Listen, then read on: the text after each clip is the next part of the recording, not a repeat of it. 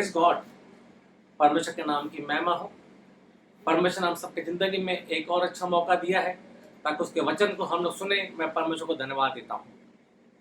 आज का वचन सुनने वाले हर एक भाई को, बहन को यीशु मसीह के नाम से मैं सलाम करता हूँ। आज का वचन बहुत ही ध्यान से सुनना है। आज का वचन जीवन बदली करने वाला है। आज का वचन हमें आशीष करने वाला है। तो आज हम लोग पढ़ने जा रहे हैं यशायाह नबी की किताब से, उसके 11 अध्याय का 1, 2 और 3 वचन। Book of आइज़ाया chapter 11 versus 1, 2 and 3।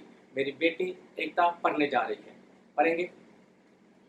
तब यिशै के ठूंठ में से एक डाली फूट निकलेगी, तब यिशै के ठूंठ में से एक डाली फूट निकलेगी और उसकी जड़ में से एक शाखा निकलकर फलवंत होगी। और उसकी जड़ में से एक शाखा निकल के फलवंत होगी। यहोवा का आत्मा, यहोवा का आत्मा, बुद्धि और समझ का आत्मा, बुद्धि और समझ का आत्मा, युक्ति और पराक्रम का आत्मा, युक्ति और पराक्रम का आत्मा, और ज्ञान और यहोवा के भय का आत्मा, और ज्ञान और यहोवा के भय का आत्मा उस पर ठहरा रहेगा। उस पर ठहरा रहेगा, और उसको यहोवा का भय सुगंध सा पाएगा। और उसको यहोवा का भय सुगंध सा पाएगा। Praise God. आज यहाँ पर हम लोग देखते हैं पवित्र आत्मा के बारे में। पवित्र आत्मा का स्वभाव कैसा होता है, पवित्र आत्मा जिसकी जिंदगी में होता है उसका नेचर कैसा होता है, पवित्र आत्मा किस तरीके से काम करता है। लोग बोलते हैं आत्मा से भरा हुआ इंसान, तो आत्मा से भरा हुआ इंसान की जिंदगी कैसा होना चाहिए। यहाँ पे हम पढ़ते हैं दूसरा वचन, एक बार फिर से हम देखेंगे। यहोवा का आत्मा, यहोवा का आत्मा, यहाँ पे हम लोग पढ़ते हैं यहोवा का आत्मा। यहाँ पे 7 तरीके का स्वभाव दर्शाया गया है परमेश्वर के आत्मा का। अगर जो व्यक्ति सही तरीके से परमेश्वर के आत्मा के सामर्थ्य से भरा हुआ होता है, ये 7 बातें उसके अंदर होनी चाहिए। Praise God. यहाँ पे सबसे पहला हम पढ़ते हैं यहोवा का आत्मा। Praise God. यहोवा का, परमेश्वर का आत्मा। तो सबसे पहले हमें समझ होनी चाहिए कि परमेश्वर का आत्मा कैसा होता है। बहुत सारे लोग बोलते हैं ये आत्मा से भरा हुआ व्यक्ति है। कुछ एक्सपीरियंस मेरे लाइफ का है।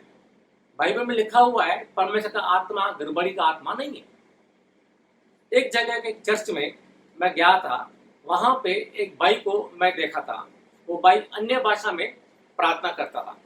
जब सब लोग गीत गा रहे थे, बहुत जोर से, बहुत जोश में, खुशी के साथ परमेश्वर के गीत गा रहे थे, और वहां पर एक भाई अन्य भाषा में प्रार्थना करना शुरू कर दिया। इतना जोर से अन्य भाषा में प्रार्थना करता है और सब लोगों को खुशी हो रहा है करके ये आदमी बहुत ही पवित्र आत्मा का सामर्थ्य से भरा हुआ है। अन्य भाषा में जोर से प्रार्थना करता है, बहुत जोर से प्रार्थना करता है। उसका अकेले का आवाज इतना जोर का है, और बाकी जो लोग दूसरे इतने सारे 50 से 60 लोग चर्च में बैठे हुए थे, वो सबका आवाज एक तरफ है, उनसे भी ज्यादा इसका अकेले का आवाज है। और कौन क्या गा रहा है किसी को समझ में नहीं आ रहा है। जबकि वचन में लिखा हुआ है परमेश्वर का आत्मा गड़बड़ी का आत्मा नहीं है। यहाँ पे अकेले भाई का इतना बड़ा आवाज है। जब गीत सारे पूरे हो गए, मैंने वही भाई को पूछा, भाई आप जो प्रार्थना करते हो क्या करते हो, आपको मालूम पड़ता है? बोलता है नहीं। बोलता चिल्ला के क्यों प्रार्थना करते हो? बोलता मुझे नहीं मालूम पड़ता मैं क्या करता हूँ। बाइबल में लिखा हुआ है परमेश्वर का आत्मा हमसे जबरदस्ती नहीं करता है। कभी भी परमेश्वर का आत्मा जबरदस्ती हमसे काम नहीं करवाएगा हमारी इच्छा के बगैर। जब वो भाई अन्य भाषा में प्रार्थना करता है, उसको मालूम ही नहीं हो क्या कर रहा है, उसको समझ ही नहीं पड़ती है, इसका मतलब जो है वो परमेश्वर की ओर से नहीं है। दूसरा जगह मैंने एक बार देखा था, एक लेडी बहुत ही अन्य भाषा में बहुत जोश में प्रार्थना करती थी। वहां पर भी ये सेम एक्सपीरियंस था। दूसरे लोग वहां पे जो बैठे हुए थे, प्रे कर रहे थे, गीत गा रहे थे, किसी को समझ में नहीं आ रहा क्या कर रहा है। जब भी सब गीत बंद हो गए, मैंने वो लेडी को पूछा था करके, तो आप जो अन्य भाषा में प्रार्थना करते हैं तो उसका मतलब क्या है? बोलती मुझे नहीं मालूम। मैंने जब आप अन्य भाषा करते हैं उस समय आपको क्या मालूम होता है? वो बोलती मैं अपने होश में नहीं होती हूँ, मैं क्या बोलती हूँ मुझे नहीं मालूम, एकदम से मैं सुन होती हूँ, मैं कहाँ पे हूँ मुझे नहीं मालूम। इस तरीके का जो एक्सपीरियंस होता है वो एक्सपीरियंस होली स्पिरिट का नहीं है, परमेश्वर का आत्मा का नहीं है। तो हमें समझ में आना चाहिए कि आत्मा का काम कैसे होता है, परमेश्वर का आत्मा कौन सा है और शैतान का आत्मा कौन सा है। तो सबसे पहले लोग बोलते हैं मैं पवित्र आत्मा का सामर्थ्य से भरा हुआ हूँ, तो उनको मालूम होना चाहिए कि परमेश्वर का आत्मा ही है या और कोई आत्मा है। तो सबसे पहला स्वभाव जो परमेश्वर का आत्मा होता है वो गड़बड़ी का नहीं होता है। जब आत्मा से भरा हुआ कोई इंसान गीत गाएगा, अन्य भाषा में प्रार्थना करेगा, तो उसके आजू बाजू में बैठने वालों को अच्छा फीलिंग होता है, उनको आशीष होता है, उनको खुशी होता है, परमेश्वर की आत्मा को उपस्थिति महसूस होता है। लेकिन जब एक बंदा परमेश्वर की आत्मा में भरते हुए गीत गाता है और कहता है मैं परमेश्वर की आत्मा से भरा हुआ हूँ, और वहां पर दूसरों को डिस्टर्बेंस होता है, परमेश्वर की महिमा में रुकावट होता है, वो परमेश्वर की ओर से नहीं है।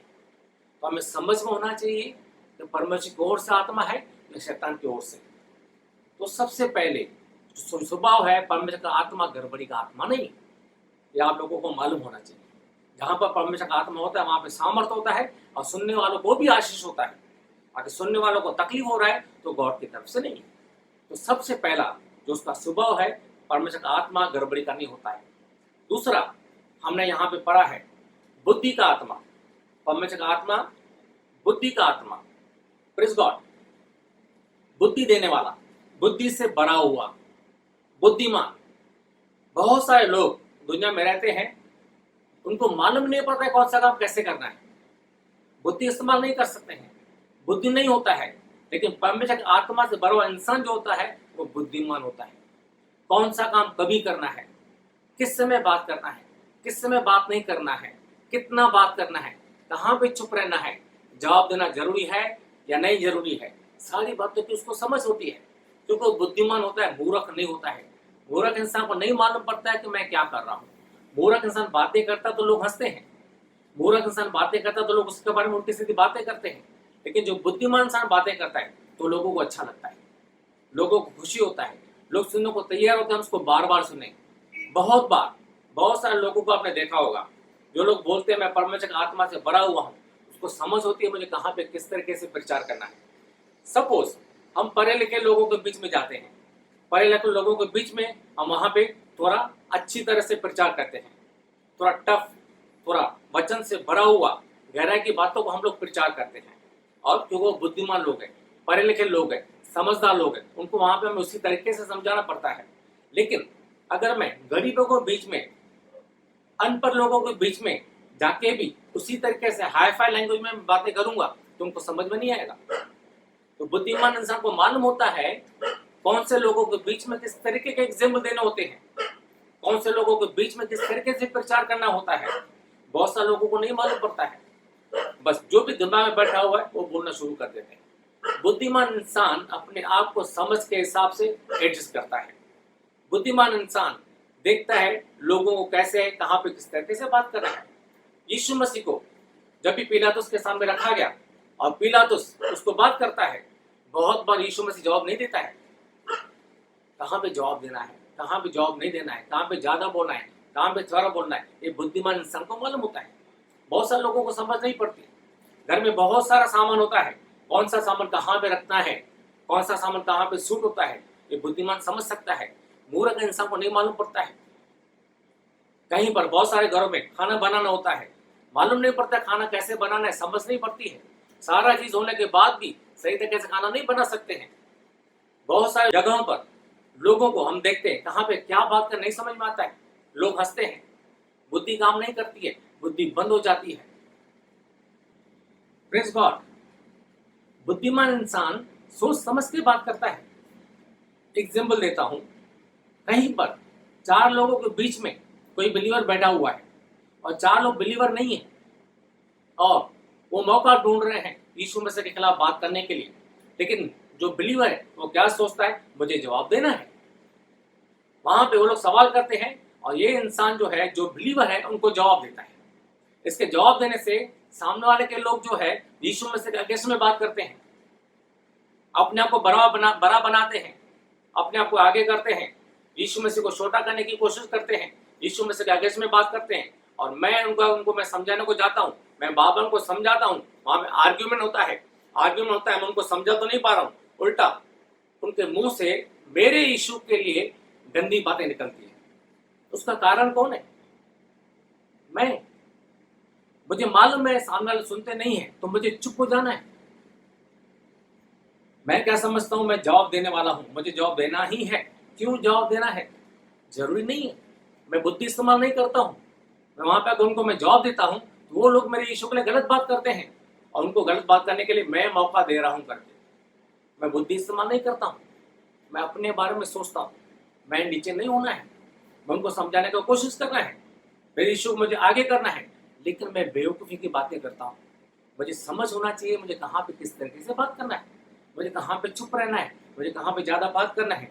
तो जो लोग परमेश्वर की आत्मा के सामर्थ्य से भरे हुए होते हैं वो बुद्धिमान होते हैं। कहाँ पर किस तरीके से बात करना है, कहाँ पर किस तरीके से काम करना है। बहुत सारे लोगों को समझ में नहीं आता मैं काम कैसे करना है, बुद्धि यूज नहीं कर सकते हैं, मूर्खता की बातें करते हैं, बेवकूफ़ी की बातें करते हैं, बेवकूफ़ी जैसे काम करते हैं, उल्टी सीधी बातें करते हैं। लोग हंसते हैं, लोग खिल्ली उड़ाते हैं, लोग मजाक बनाते हैं, सीरियस नहीं लेते हैं। लेकिन जो बुद्धिमान होता है लोग उसको बार बार सुनने की कोशिश करते हैं, उसके साथ रहने की कोशिश करते हैं, उसके साथ टाइम स्पेंड करने की कोशिश करते हैं। लोग क्या चाहते हैं, ये इंसान बहुत ही बुद्धिमान है, उसके साथ बैठना है, उसकी बातें सुनना है। तो जो व्यक्ति परमेश्वर के आत्मा के सामर्थ्य से भरा हुआ होता है वो बुद्धिमान होता है, और लोग उसको पसंद करते हैं। एक बहुत सारी जगहों पर मैं बिलीवर्स की बात करता हूँ, बहुत सारी जगहों पर बिलीवर्स को मालूम नहीं पड़ता कहाँ पे क्या बात करना है, समझ नहीं पड़ती है, क्योंकि बुद्धि को सही तरीके से यूज नहीं कर सकते, परमेश्वर के आत्मा के सामर्थ्य से भरे हुए नहीं है। अपने आप को परमेश्वर का कहते हैं लेकिन परमेश्वर के आत्मा के सामर्थ्य से भरे हुए नहीं होते हैं। Praise God. पहला हमने देखा परमेश्वर की ओर से मिला हुआ आत्मा, दूसरा हमने देखा बुद्धिमान, तीसरा जो हमने देखा यहाँ पर लिखा हुआ है समझ का आत्मा। जो लोग परमेश्वर के आत्मा के चलाए हुए चलते हैं वे लोग समझदार होते हैं, सारी बातें उनको अच्छी तरह से समझ होती है। बहुत सारे लोग अपने आप को बिलीवर कहते हैं लेकिन समझ में नहीं आता क्या करना है, कैसे करना है। अपने आप को बिलीवर कहते हैं फिर भी बहुत सारी गलतियां करते हैं, वचन की समझ नहीं पड़ती है। बहुत सारे लोगों को पूछो भाई आप चर्च में गए क्या सुना, बोले गया तो था लेकिन समझ में नहीं आ रहा था, क्योंकि दिल में परमेश्वर के लिए प्यास नहीं है, वचन को समझने की कोशिश नहीं करते हैं। समझता परमेश्वर का आत्मा है लेकिन जब तक जहन नहीं खोलेंगे, अपने दिल को नहीं खोलेंगे, परमेश्वर का आत्मा कुछ नहीं कर सकता है। परमेश्वर का आत्मा हमने पाया हुआ है, पहला कुरिन्थियों 12 अध्याय का 3 वचन में लिखा हुआ है, जो व्यक्ति यीशु मसीह को परमेश्वर का स्वीकार करता है वो परमेश्वर के आत्मा से भरा हुआ है। लेकिन जो व्यक्ति यीशु मसीह को परमेश्वर का स्वीकार नहीं करता है उसके अंदर परमेश्वर का आत्मा नहीं है। यीशु मसीह को परमेश्वर का स्वीकार किया मैंने, उसी टाइम परमेश्वर का आत्मा मेरे अंदर आ गया। एग्जाम्पल देता हूं, मैं आपके जगह पे आया, आप लोगों ने मुझे गाड़ी का चाबी दे दिया, आप लोग मुझे कहते हो गाड़ी लेके जाओ। मैं गाड़ी लेके तो जाऊं लेकिन मुझे गाड़ी चलाने को नहीं आता है। मेरे पास गाड़ी है लेकिन चलाने को नहीं आता है।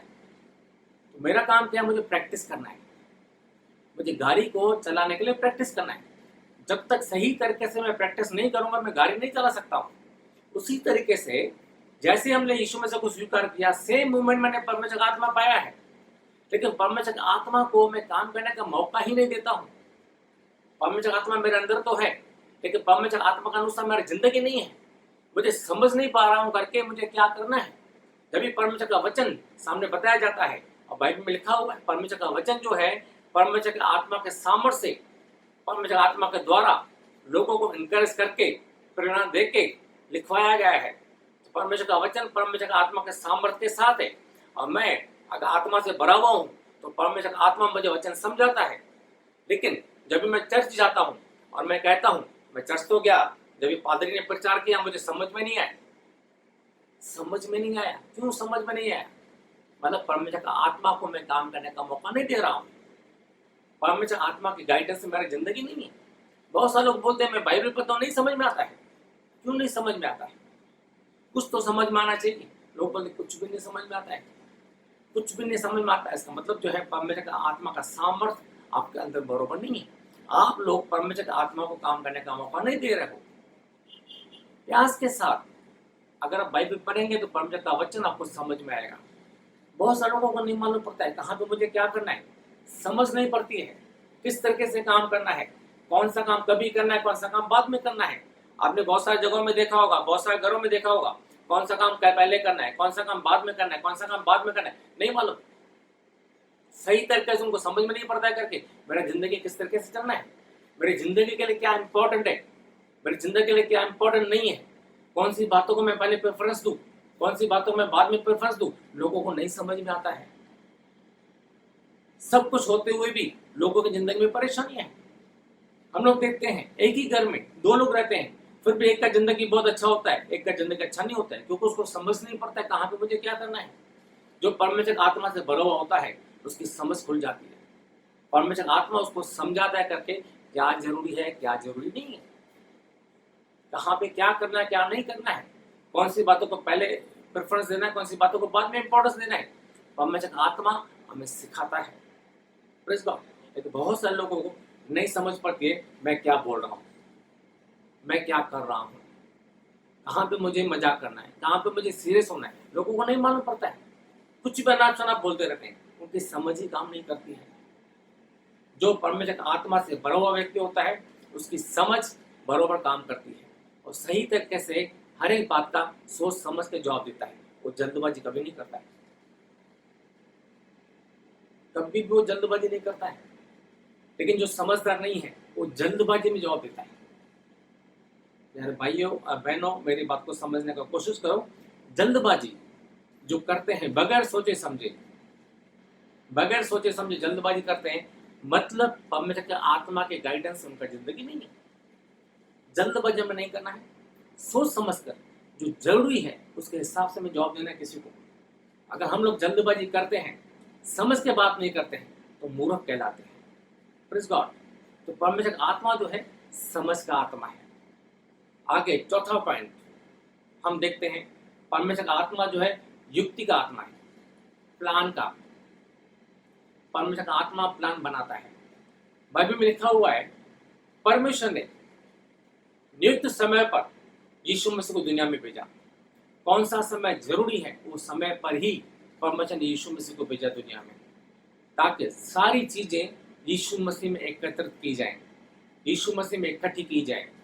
मतलब परमेश्वर के प्लान के हिसाब से एक ऐसा समय अपॉइंट किया गया जब यीशु मसीह को भेजना हो तो सारी बातें यीशु मसीह में एक हो जानी चाहिए। परमेश्वर ने प्लान बना के काम किया।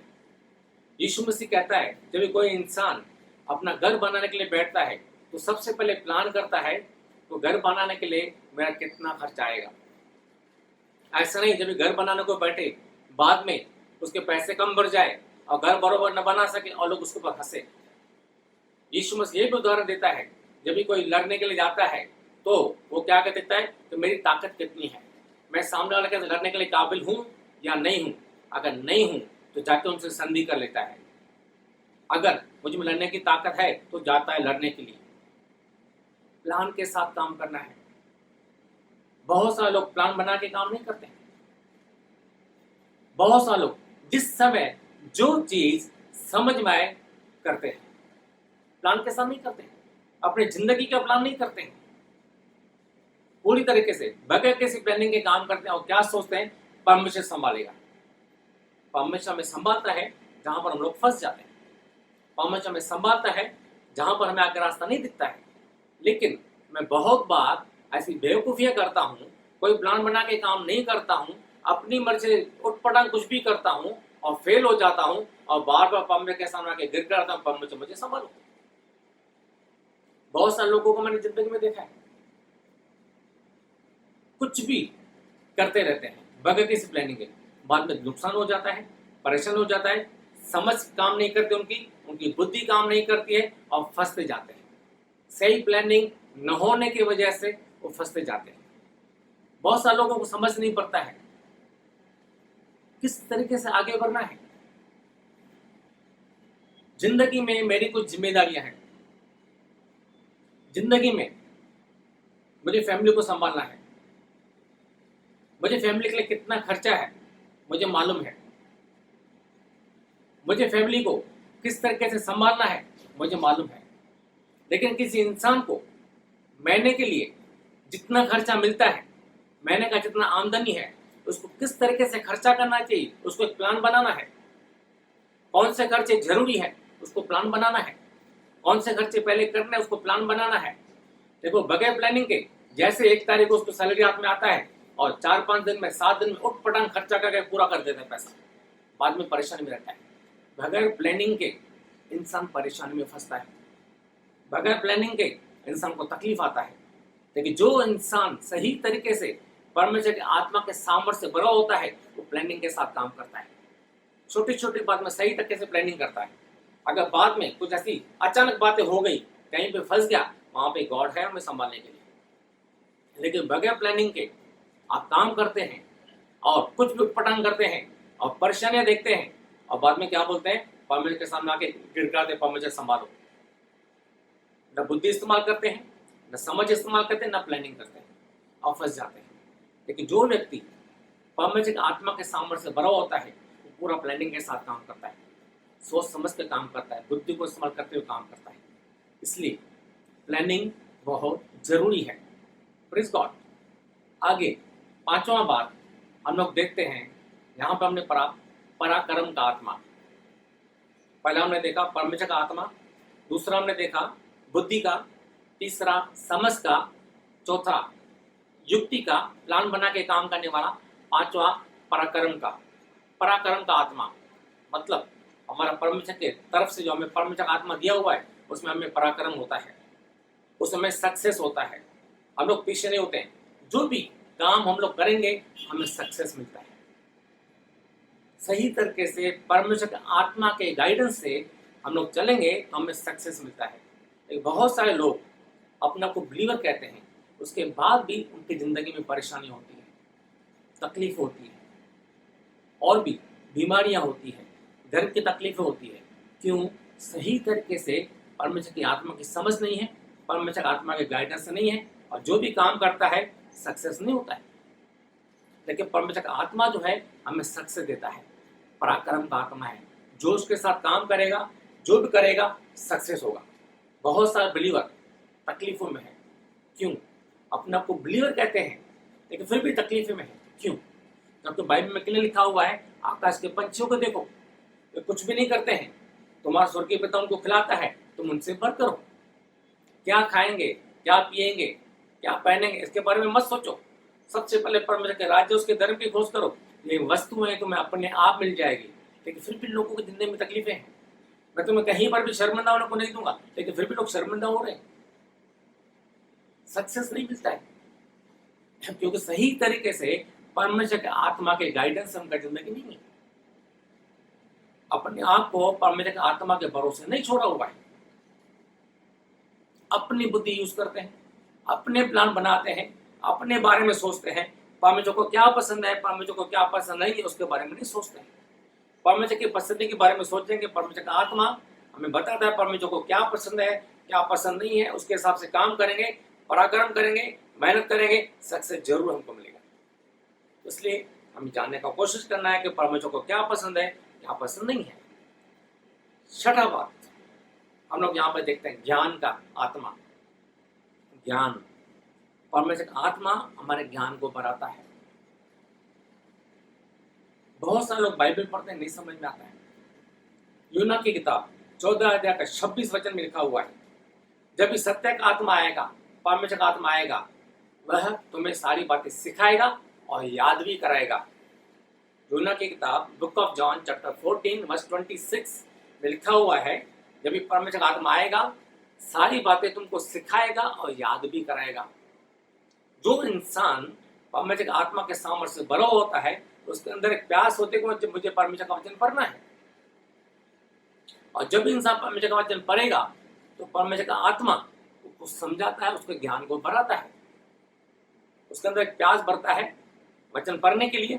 जब इंसान वचन पढ़ता है, परमेश्वर का आत्मा उसको सही तरीके से सिखाता है, उसको समझाता है, उसका ज्ञान बढ़ता है।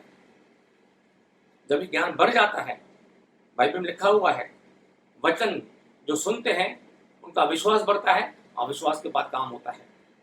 विश्वास सुनने से, सुनना मसीह के वचन से होता है, लेकिन लोग वचन पढ़ना चाहते नहीं है।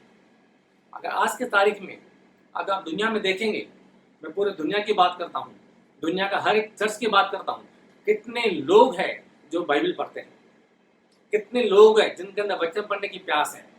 चर्च में कितने लोग हैं जो वचन सुनने के लिए आते हैं। चर्च में कितने लोग हैं जो चर्च पूरा होने के बाद उनको पूछो क्या सुना, उनको वचन याद रहता है। ऐसे लोग बहुत कम है, नहीं के बराबर। लोग वचन को समझने की कोशिश नहीं करते हैं। बहुत सारे चर्चेस में मैंने देखा है, गीत गाने के लिए बहुत टाइम है, गवाही देने के लिए बहुत टाइम है, प्रार्थना करने के लिए बहुत टाइम है, वचन के लिए टाइम नहीं है। 10 मिनट जो भी समझ में आता है बोलते हैं, वो किसी के काम का है नहीं है, जस्ट एक सोशल गैदरिंग होता है जो सही नहीं है। बगैर ज्ञान के, वचन के ज्ञान के आपका विश्वास नहीं बढ़ेगा। विश्वास नहीं बढ़ेगा, आपकी जिंदगी में काम नहीं होगा। तो परमेश्वर का आत्मा हमें वचन सिखाता है, समझाता है, वचन पढ़ने के लिए प्रेरणा देता है। जैसे ही आप लोग बाइबल पढ़ेंगे, परमेश्वर का आत्मा के हिसाब से प्रार्थना करके परमेश्वर का आत्मा को वचन सिखाएगा। बहुत सारे लोगों को ज्ञान नहीं होता है। जब यीशु मसीह प्रचार करता था, लोग क्या बोलते थे, ये तो हमारे इलाके में रहने वाला कारपेंटर का बेटा है, बड़े का बेटा है, इसको इतना ज्ञान कहां से आ गया, इसको इतना ज्ञान कहां से आ गया। लोग हैरान हो जाते थे, लोगों को समझ में आता कि अजीब बातें करता है, बड़ी बड़ी ज्ञान की बातें करता है, उसको इतना ज्ञान कहां से आ गया। भजन संहिता साम्स चैप्टर 119, साम्स 119 उसका 98, 99 और 100, ये 3 वचन आप लोग पढ़ेंगे तो वहां पे लिखा हुआ है, परमेश्वर का वचन जो है हमें हमारे टीचर से भी होशियार बनाता है। परमेश्वर का वचन जो है, जो हमारे बुजुर्ग है, जो हमेशा बोलते हैं तुमसे ज्यादा नॉलेज मुझे, मैंने दुनिया देखा है, उससे कहीं अधिक ज्यादा समझदार बनाता है। परमेश्वर का वचन हमें मजबूत करता है, हमें दुश्मन की चाल को भी समझा देता है, उससे बचाता है। परमेश्वर का वचन का ज्ञान होने से शैतान किस तरीके से काम करता है उसकी समझ आती है, और शैतान के प्लान को तोड़कर हमें जिंदगी में आगे बढ़ने के लिए रास्ता खुलता है। वो ज्ञान सही तरीके से परमेश्वर का आत्मा हमको सिखाता है, जब हम लोग बाइबल सही तरीके से पढ़ेंगे।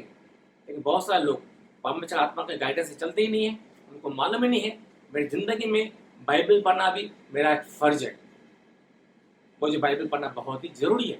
लोग नहीं पढ़ते हैं क्योंकि परमेश्वर का आत्मा के गाइडेंस से नहीं चलते हैं। Praise God. यहाँ पे हमने देखा परमेश्वर का आत्मा का स्वभाव हम लोग देखा है। पहला, परमेश्वर की ओर से होना चाहिए। दूसरा, परमेश्वर का आत्मा बुद्धि देता है। तीसरा, समझ को खोलता है, हमें प्लान बना के काम करना है। पांचवा, पराक्रम का आत्मा। और छठा है जो हमने यहाँ पे देखा, ज्ञान का आत्मा। सातवां जो है यहाँ पे लिखा हुआ है, परमेश्वर के भय की आत्मा, परमेश्वर का डर। जो परमेश्वर का आत्मा मेरे अंदर होता है वो परमेश्वर का डर मेरे अंदर पैदा करता है। बाइबल में लिखा हुआ है, परमेश्वर बार बार कहता है मत डरो, लेकिन परमेश्वर का आत्मा हमारे अंदर परमेश्वर का भय पैदा करता है। कौन सा भय? जब भी हम लोग गलत काम करने के लिए जाएंगे, जब भी गलत विचार रखने की कोशिश करेंगे, जब भी गलत बातों को सोचेंगे, जो बातें परमेश्वर को पसंद नहीं है, जो बातें वचन के खिलाफ है, जो बातें मुझे आत्मिक उन्नति में रुकावट डालती है, ऐसी बातें जो मेरे अंदर आएगी तो परमेश्वर का आत्मा मेरे अंदर बात करता है, नहीं करना है, परमेश्वर को नहीं पसंद है। मेरे अंदर एक विचार आता है जो मैं करने जा रहा हूँ मुझे नहीं करना है, बार बार एक विचार आता है, हम फिर भी करते हैं, नहीं सुनते परमेश्वर का आत्मा को। जब तो परमेश्वर का आत्मा हमारे अंदर एक भय पैदा करता है, गलत काम नहीं करना है, आत्मिक उन्नति में रुकावट नहीं डालना है, लेकिन फिर भी हमारी जिंदगी में हमसे बहुत सारी गलतियां होती है, जानबूझकर हम लोग गुनाह भी करते हैं क्योंकि परमेश्वर का आत्मा का गाइडेंस नहीं है। हम लोग अपने आप को बिलीवर कहते हैं, हम लोग अपने आप को यीशु का कहते हैं, परमेश्वर का आत्मा हमने पाया है, उसके बाद भी हम लोग गलत काम करते हैं। क्यों गलत काम करते हैं? क्योंकि परमेश्वर के आत्मा के गाइडेंस से हमारी जिंदगी नहीं है। अपने बारे में सोचते हैं, दुनिया के हिसाब से सोचते हैं, दुनिया पाने की कोशिश करते हैं, परमेश्वर को क्या पसंद है वो हम जानने की कोशिश नहीं करते हैं, जिसके वजह से हम पापों में फंसते हैं, गंदगी में फंसते हैं, गुनाह करते हैं और परेशानियां हमारी जिंदगी में आती है। और बार बार हम लोग परमेश्वर के पास आके प्रार्थना करते हैं, परमेश्वर मुझे संभालो, मुझे संभालो। गलत है। यशायाह नबी की किताब 11 अध्याय का 3 वचन में हमने जो पढ़ा है, एक बार फिर से हम लोग पढ़ने जा रहे हैं। यशायाह नबी की किताब 11 अध्याय का 3 वचन एक बार फिर से हम लोग पढ़ने जा रहे हैं, पढ़ेंगे। और उसको यहोवा का भय सुगंध सा भाएगा। यहाँ पे लिखा होगा उसको यहोवा का भय सुगंध सा भाएगा। डर जो है अच्छा लगेगा, परमेश्वर का डर खुशबू के जैसा लगेगा। इसका मतलब क्या है? परमेश्वर का डर, डर मतलब क्या? एक डर क्या होता है? गलत काम करने का मन है, अगर मैं गलत काम करूंगा तो मुझे पनिशमेंट मिलेगा, उसके लिए मैं गलत काम नहीं करता हूं, पनिशमेंट के डर से। वो एक डर अलग होता है। और एक डर क्या होता है? सामने गलत काम करने का मौका है, लेकिन मन में परमेश्वर के लिए प्यार है, परमेश्वर को क्या पसंद है क्या नहीं पसंद है उसकी समझ है। मुझे मालूम है ये सामने का जो काम है वो गलत है, मेरे परमेश्वर को पसंद नहीं, मैं नहीं करना है। रिवर्शियल, आदरणीय डर इसको बोल सकते हैं। मतलब मैं ऐसा कोई भी काम नहीं करना है जो मेरे पिता परमेश्वर को पसंद नहीं है। दिल में उसका उम्मीद ही नहीं आना चाहिए, दिल में गलत काम करने का विचार ही नहीं आना चाहिए। वो परमेश्वर का आत्मा डर मतलब परमेश्वर के लिए प्यार हमारे अंदर उत्पन्न करता है। ऐसा नहीं कि मैं गलत काम करूंगा तो मुझे पनिशमेंट मिलेगा। गलत काम करने का इच्छा है, लेकिन मैं पनिशमेंट के डर से नहीं कर रहा हूं, नहीं। भय का आत्मा, इसका मतलब क्या है? हमें परमेश्वर के प्यार से जोड़ता है।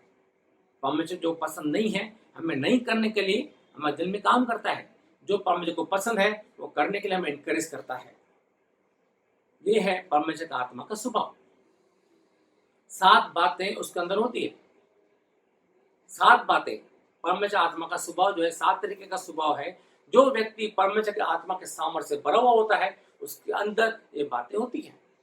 यहाँ पे जो हमने पहले वचन में पढ़ा, एक बार फिर से हम लोग पढ़ने जा रहे हैं। यशायाह नबी की किताब 11 अध्याय का पहला वचन एक बार फिर से हम पढ़ने जा रहे हैं।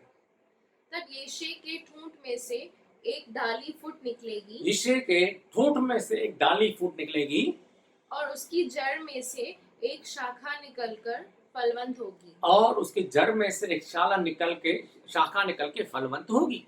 ये किसके लिए कहा गया है? ये यीशु मसीह के दुनिया में एक इंसान के रूप में पैदा होने से करीब 700 साल पहले यशायाह नबी ने यीशु मसीह दुनिया में आएगा करके एक भविष्यवाणी किया था, एक प्रोफेसी दिया था। यीशु मसीह के लिए यहाँ पे एक भविष्यवाणी है। यीशु मसीह परमेश्वर की आत्मा के सामर्थ्य से भरा हुआ रहेगा। ये 7 बातें उसके अंदर होगी। यहाँ पर हम लोग देखते हैं, मतलब यीशु का स्वभाव ये सब था।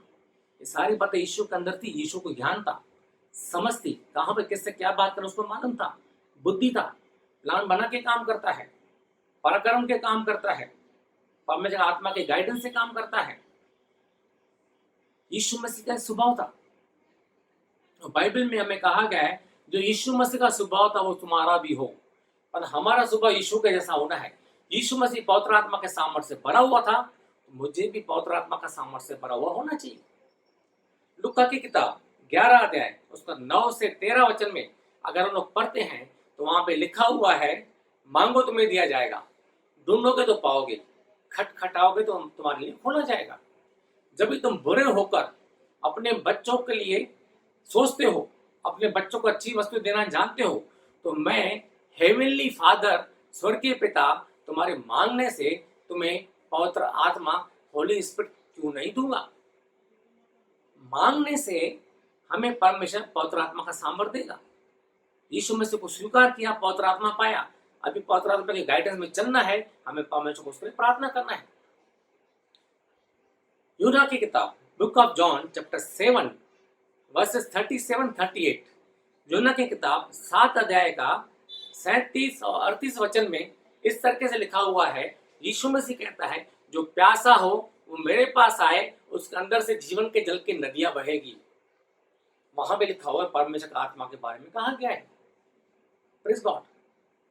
जो व्यक्ति परमेश्वर का आत्मा के सामर्थ्य के साथ भरा होता है वो बुद्धिमानी से काम करता है, समझ से काम करता है, प्लान बना के काम करता है, पराक्रम के काम करता है, ज्ञान रख के काम करता है, उसके जिंदगी में कोई तकलीफ नहीं होता है। लेकिन जो इंसान पवित्र आत्मा का गाइडेंस से काम नहीं करता है वो तकलीफों से भरा हुआ है। आप अपनी जिंदगी में देखो, आपका जिंदगी ब्लेस्ड है, आशीषित है, बरकतों से भरा हुआ है, या तकलीफों में है, या परेशानियों में है? क्या तकलीफ है? देखो आपकी जिंदगी में वाकई खुशियां हैं या नहीं है? जब भी तकलीफ होती है, हम लोग परमेश्वर के पास आते हैं, परमेश्वर मेरे बिजनेस में आशीष करो, परमेश्वर मेरी नौकरी में आशीष करो, परमेश्वर मेरे घर में शांति दो। ये सब प्रार्थना करने का जरूरत नहीं है। बाइबल में क्लियरली यीशु मसीह ने कहा है, सबसे पहले परमेश्वर के राज्य, उसके धर्म की खोज करो, ये सारी वस्तुएं तुम्हें यूं ही मिल जाएगी। हमें छोटी छोटी बातों को नहीं सोचना है, तकलीफों को नहीं देखना है, हमें परमेश्वर के बारे में सोचना है, यीशु के बारे में सोचना है, परमेश्वर की आत्मा के बारे में सोचना है। हमें परमेश्वर के ऊपर से बैठना है, परमेश्वर से प्रार्थना करना है, परमेश्वर मुझे माफ करो, दुनिया की बातों से, दुनिया की गंदगी से मुझे दूर करो, मुझे आपका पवित्र आत्मा का गाइडेंस में लेके चलो, होली स्पिरिट के गाइडेंस में लेके चलो, और पवित्र आत्मा का सामर्थ्य आने दो, और पवित्र आत्मा की शक्ति आने दो। मेरी जिंदगी में हर कदम पर पवित्र आत्मा मेरे साथ होने दे, मेरी जिंदगी में हर कदम पर आपकी पवित्र आत्मा मुझे गाइड करने दे। मैं अपने आप को आपके हाथों में सौंपता हूँ, जो आपकी इच्छा हो मेरी जिंदगी में पूरी होने दो, और पवित्र आत्मा का सामर्थ्य आने दो। दुनिया की कोई भी चीज हमें परमेश्वर से नहीं मांगना है, सिर्फ परमेश्वर का आत्मा मांगना है। जो मेन पारस है, जो मेन मीरास है, वही एक बार परमेश्वर का आत्मा मेरे अंदर आ गया, मेरा बुद्धि खुल गया, समझ खुल गया, प्लान करने के लिए मेरे अंदर, मैं जो कुछ भी करूंगा गारंटी से मैं सक्सेस रहूंगा। तो छोटी छोटी चीजें मांगना बंद कर दो, दुनिया की चीजें मांगना बंद कर दो। सिर्फ एक ही चीज हमें परमेश्वर से मांगना है, परमेश्वर की आत्मा का सामर्थ्य। बहुत है ऐसे, जब भी प्रार्थना में बैठो, जिद पकड़ के बैठ जाओ, मुझे और पवित्र आत्मा का सामर्थ्य दो, और मुझे शक्ति दो, मैं कमजोर नहीं रहना चाहता हूँ, मुझे और पवित्र आत्मा का सामर्थ्य दो, आपकी इच्छा मेरी जिंदगी में पूरी होने दो, और कृपा आने दो मेरी जिंदगी में। इस तरीके से जितना ज्यादा परमेश्वर आत्मा का सामर्थ्य मांगेंगे और परमेश्वर आत्मा का गाइडेंस में हमारी जिंदगी चलेगा, जिंदगी हमारा अपने आप समझ जाएगा। दुनिया की छोटी छोटी बातों को सोचना बंद कर दो, दुनिया के बारे में सोचना बंद कर दो। परमेश्वर को क्या पसंद है वो समझने की कोशिश करो, और वो करने की कोशिश करो। जैसे ही परमेश्वर का आत्मा का सामर्थ्य आ गया, जिंदगी अपने आप बदली हो जाएगा, जिंदगी अपने आप खुशियों से भर जाएगा। इसलिए वचन लिखा हुआ है, यीशु के जैसा बनो। ये सारी चीजें यीशु के अंदर था। जैसे यीशु के जैसा बनने की कोशिश करेंगे, पवित्र आत्मा का सामर्थ्य पाने की कोशिश करेंगे, तो जिस तरीके से यीशु मसीह काम करता था वैसे आप भी कर सकते हैं। यीशु मसीह कहता है, तुम तो मेरे से भी बड़े बड़े काम करोगे। यीशु मसीह चाहता है हमारे अंदर परमेश्वर का आत्मा का सामर्थ्य, हमारी जिंदगी परमेश्वर का आत्मा के गाइडेंस में होना चाहिए। इसलिए प्रिय भाइयों और बहनों, मैं आप लोगों से अनुरोध करता हूँ, छोटी छोटी बातों को छोड़कर बड़ी बड़ी बातों के पीछे पड़ो। जितना ज्यादा हो सकता है कभी भी परमेश्वर के ऊपर से में बैठना है, परमेश्वर का आत्मा का सामर्थ्य मांगना है। जितना ही परमेश्वर का आत्मा का सामर्थ्य आपके अंदर ज्यादा आएगा, आपकी जिंदगी संवर जाएगा, खुशियां आ जाएगी, समस्या का समाधान हो जाएगा, सारे रास्ते खुलते जाएंगे। जो कुछ भी आप काम करेंगे आपको सफलता मिलेगी। आप कभी पीछे मुड़ के नहीं देखेंगे, हमेशा आगे बढ़ेंगे। आप पूंछ नहीं बनेंगे, आप सर बनेंगे। आप लोगों को खुशियों के पीछे भागने की जरूरत नहीं पड़ेगी, खुशियां आपके पीछे पीछे आएगी। सिर्फ इतना करो, परमेश्वर का आत्मा का सामर्थ्य, परमेश्वर की प्रार्थना करो, आत्मा का सामर्थ्य और आने दो, और आपकी जिंदगी में खुशियां आ जाएगी।